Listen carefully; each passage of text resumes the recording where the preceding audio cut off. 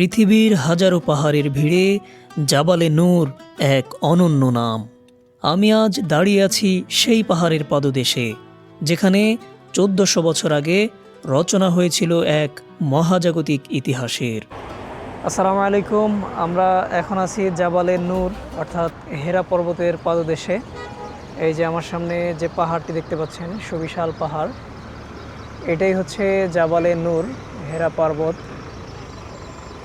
যেখানে প্রিয় নবী সাল্লাল্লাহু আলাইহি সাল্লাম ধ্যানমগ্ন থাকতেন। এবং এই পাহাড়ের হেরা গুহাতেই নাজিল হয়েছিল সূরা আলাকের প্রথম যে 5টি আয়াত। আমরা আজকে সেই পাহাড়েই উঠব এবং আপনাদেরকে দেখাবো।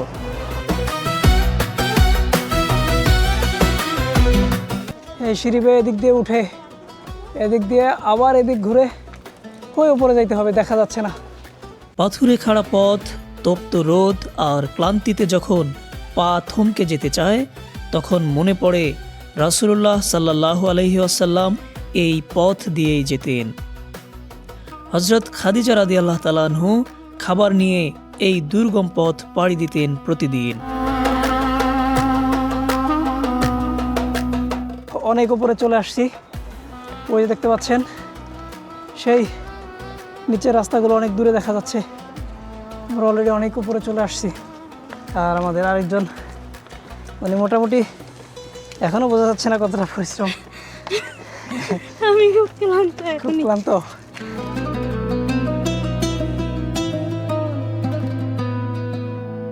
উম্মে কুলসুম অলরেডি হাঁপায়ে গেছে অনেকখানি। আসলে আপনারা নিচে দেখতে পাচ্ছেন যে এই পাহাড়ি পথ বেয়ে কতটা উপরে আমরা চলে আসছি। চারদিকে শুধু পাহাড় আর পাহাড়। এটাই হচ্ছে সেই ঐতিহাসিক জাবালে নূর।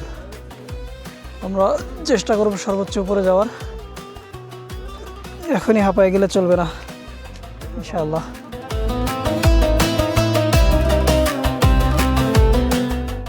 ওই যে দেখা যাচ্ছে সর্বোচ্চ চূড়া। আসলে এদিক দিয়ে দেখলে মনে হয় যে কাছাকাছি, বাট এই রাস্তাটা এদিক দিয়ে ঘুরে ঘুরে উপরে উঠতে হয়। ভালোবাসা আর ইবাদতের এই পথ কখনো সহজ হয় না, কিন্তু গন্তব্য যখন হেরা গুহা, তখন ক্লান্তিও যেন ইবাদত হয়ে যায়। আমরা আছি একদম হেরা পর্বতের সর্বোচ্চ চূড়ায়, যেখানে প্রিয় নবী সাল্লাল্লাহু আলাইহি ওয়াসাল্লাম নবুয়ত প্রাপ্ত হয়েছিলেন। আমি যদি দেখাই আপনাদেরকে কতটা উপরে আছি, ওই যে দূরে নিচে দেখতে পাচ্ছেন রাস্তাগুলো, ওই রাস্তা। আর আমরা এই পাহাড়ের একদম উপরে আছি। আর হেরা গুহা হচ্ছে এই জায়গাটা, ওই যে যেখানে মানুষের ভিড় দেখতে পাচ্ছেন নিচে একটু, এখানে রাসূল সাল্লাল্লাহু আলাইহি ওয়াসাল্লাম যেখানে ধ্যানমগ্ন থাকতেন, এইটা হচ্ছে সেই জায়গা।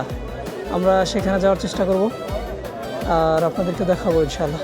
তীব্র রোদে পুড়ে আর পাথুরে পথ মারিয়ে যখন হেরা গুহার প্রবেশদ্বারে পৌঁছলাম, তখন এক অদ্ভুত প্রশান্তি আমাকে গ্রাস করলো।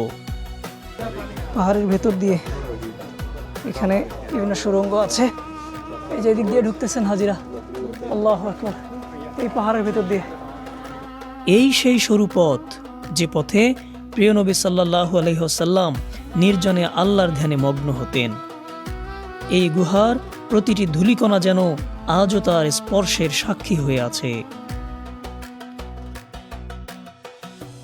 এই জায়গাটা মোটামুটি ঠান্ডা, যেহেতু সূর্যের আলো এখানে পৌঁছায় না। এখানে ঢোকাটা খুবই কষ্টসাধ্য ব্যাপার, খুবই কষ্টসাধ্য ব্যাপার। তারপর আমি চেষ্টা করছি ইনশাআল্লাহ, ইনশাআল্লাহ। আল্লাহু আকবার। এখানে সেলফি নিচ্ছেন ওনারা, মুরব্বি আলহাজি। সবর সবর সবর। এখানে আটকা পড়ে গেছিল।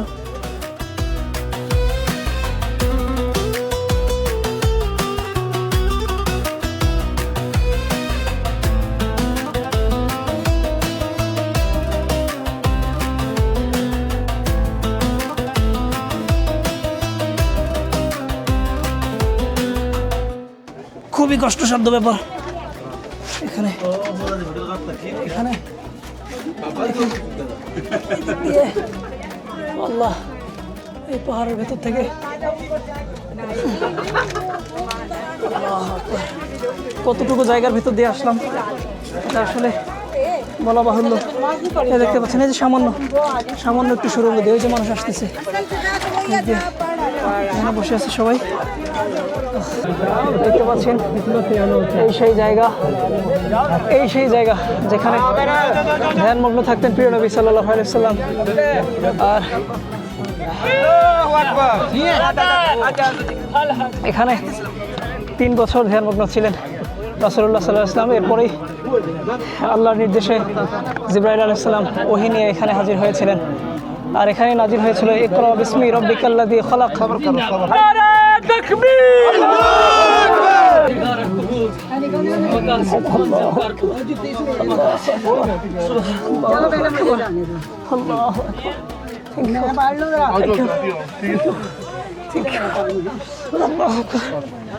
অবশেষে পড়ছি সিজদা দিতে।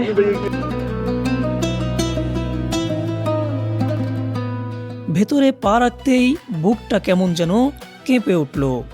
ঠিক এই জায়গাটিতেই নবীজি সাল্লাল্লাহু আলাইহি ওয়াসাল্লাম ধ্যান করতেন। যেখানে তিনি তার কপাল ঠেকাতেন সেখানে সিজদা দেওয়া এ যেন এক পরম পাওয়া। সিজদায় মাথা ঠেকাতেই চারপাশের কোলাহল যেন থেমে গেল।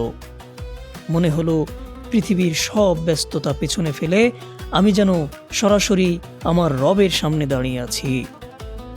সিজদার ওই কয়েকটি মুহূর্ত আমার জীবনের সবচেয়ে দামি মুহূর্ত হয়ে থাকবে। এখান থেকে কাবা দেখা যায়, ভাবতেই অবাক লাগে। নবীজি সাল্লাল্লাহু আলাইহি ওয়াসাল্লাম যখন নির্জনে এখানে থাকতেন তখন তিনি ঠিক এই কাবার দিকেই তাকিয়ে থাকতেন। হেরা গুহা থেকে কাবার এই সংযোগ, এটাই তো হিদায়েতের সূচনা। আমরা এই গারে হেরা থেকে এখন রুমের দিকে রওনা দিয়েছি। আমরা সেই অনেক উপরে উঠে গিয়েছিলাম।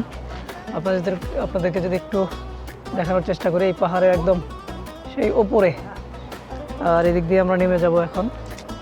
আমাদের সাথী যে বাকি দুজন ছিল ওরা নেমে গেছে। হেরা গুহা থেকে আমি শুধু নিচে নেমে আসছি না, আমি সাথে করে নিয়ে আসছি ইমানের এক নতুন সতেজতা। জাবালে নূর আমাকে শিখিয়ে দিল আলোর সন্ধান পেতে হলে দুনিয়ার কোলাহল থেকে মাঝে মাঝে নিজেকে সরিয়ে নিতে হয়। হেরা গুহা থেকে ফিরে আসা যায়, কিন্তু সেই স্মৃতি ভোলা যায় না কোনোদিন।